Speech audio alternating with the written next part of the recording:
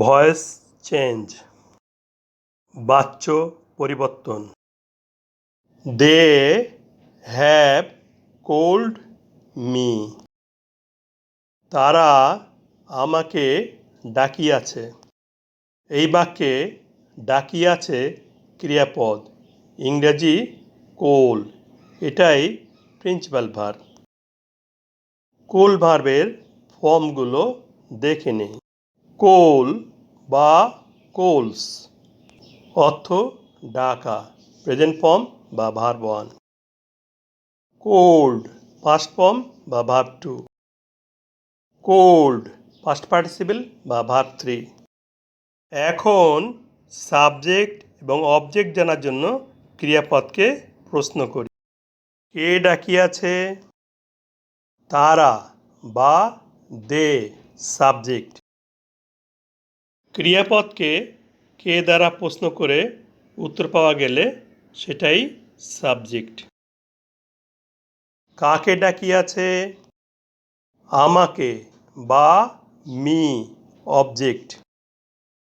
ক্রিয়াপদকে কাকে দিয়ে প্রশ্ন করে যে উত্তর পাওয়া যায় তাহাই ব্যক্তিবাচক অবজেক্ট।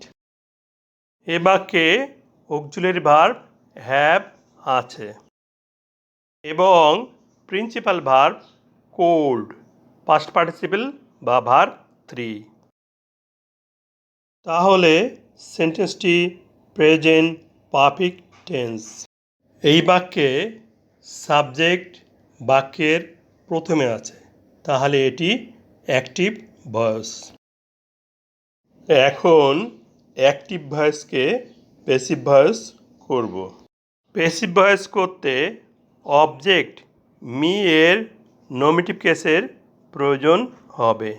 মি এর নমিনেটিভ কেস দেখে নেই। Me objective case. মি এর nominative case I. Passive voice করতে অবজেক্ট মি এর নমিনেটিভ কেস আই বাক্যের প্রথমে সাবজেক্ট হিসেবে বসবে।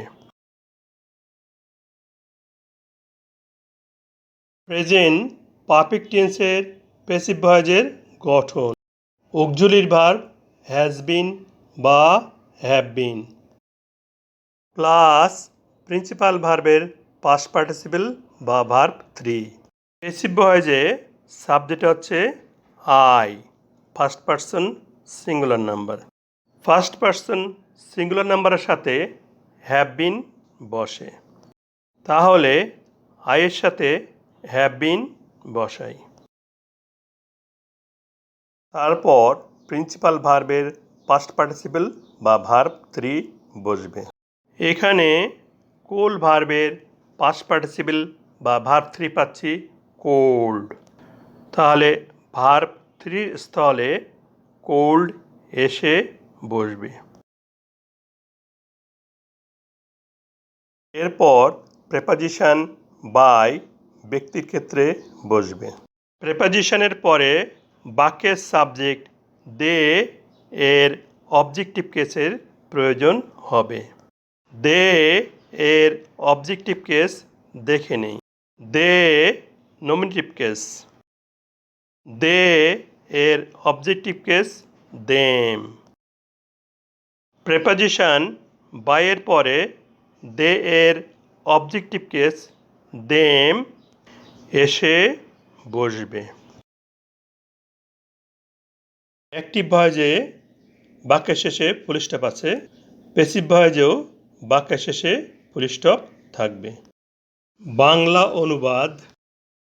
আমাকে ডাকা হইয়াছে তাদের কর্তৃক।